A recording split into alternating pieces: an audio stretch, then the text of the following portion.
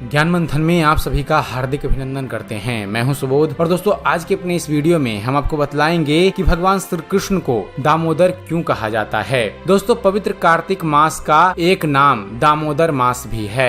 दाम कहते हैं रस्सी को और उदर कहते हैं पेट को। इस महीने में माता यशोदा ने भगवान नंद नंदन भगवान श्री कृष्ण के पेट पर रस्सी बांधकर उन्हें ओखल से बांध दिया था, अतः उनका एक नाम हुआ दामोदर। भगवान और उनकी माता के बीच की यह लीला कार्तिक के महीने में ही हुई थी, अतः उस लीला की याद में इस महीने को दामोदर भी कहते हैं। दोस्तों ब्रिज में सुबह सुबह जब गोपियां दही मंथन करती तो उनका यही भाव होता कि नंदलाल ये मक्खन दही खाएं। हमारे कहने पर वो छलिया नटखट नाचता और नन्हे नन्हे हाथों से मक्खन को पकड़ता। भक्तों की इच्छा को पूरा करने के लिए भगवान उनके यहाँ जाते, किंतु जब देखते कि दही मक्खन तो उनकी पहुँच से दूर ऊपर छीके पर रखा है तो अपने मित्रों के साथ उसको किसी प्रकार से लूटते।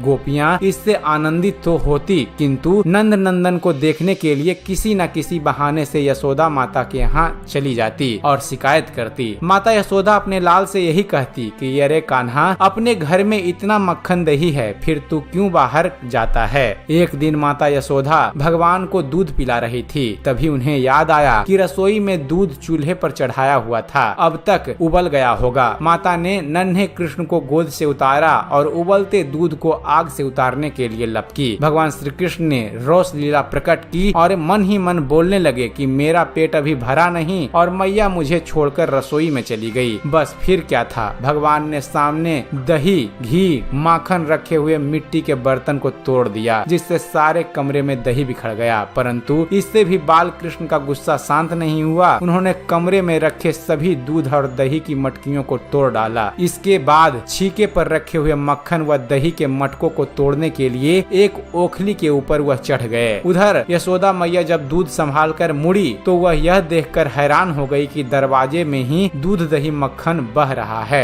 माता को देखकर भगवान श्री कृष्ण ओखली से कूदकर सरपट भागे। अपने घर में मक्खन चोरी की श्री कृष्ण की यह पहली लीला थी। माता यशोदा भगवान श्री कृष्ण को पकड़ने के लिए उनके पीछे दौड़ी। मैया ने सोचा आज कन्हैया को सबक सिखाना ही होगा, अतः छड़ी उठाई और उनके पीछे पीछे भागी। यह निश्चित है कि सर्वशक्तिमान अनंत गुणों से विभूषित भगवान यदि अपने आप को ना पकड़वाएं तो कोई उनको नहीं पकड़ सकता। यदि वे अपने आप को ना जनाएं तो कोई भी उन्हें जान नहीं सकता। माता यशोदा का परिश्रम देखकर भगवान श्री कृष्ण ने अपनी चाल को थोड़ा धीमा किया। माता ने उन्हें पकड़ लिया और वापिस नंद भवन में वहीं ले आई, जहाँ उखल पर चढ़कर भगवान बंदरों को माखन बांट रहे थे। सजा देने की भावना से माता यशोदा भगवान श्री कृष्ण को उखल से बांधने लगी। जब रस्सी से बांधने लगी तो रस्सी 2 उंगल छोटी पड़ गई। माता रस्सी पर रस्सी जोड़ती जाती, परंतु भगवान श्री कृष्ण की दिव्य चमत्कारी लीला से हर बार रस्सी 2 उंगल छोटी पड़ जाती। सारे गोकुल की रस्सियां आ गई, किंतु भगवान नहीं बंध पाए। रस्सी हमेशा 2 उंगल छोटी रह जाती। भगवान ने अपनी इस लीला के माध्यम से हमें बताया कि वे छोटे से गोपाल के रूप में होते हुए भी अनंत हैं। अपनी वात्सल्य रस की भक्त माता यशोदा की इच्छा पूरी करने के लिए वे लीला पुरुषोत्तम जब बंधे पहली रस्सी से ही बंध गए, बाकी रस्सियों का ढेर यूं ही पड़ा रहा। इस लीला के बाद से ही भगवान श्री कृष्ण का एक नाम हो गया दामोदर। श्रीमद् भगवत गीता की टीका में हर बार रस्सी के 2 उंगल कम पड़ने का कारण बताते हैं। 2 उंगल अर्थात मनुष्य की भगवान को पाने की निष्कपट भक्तिमयी चेष्टा,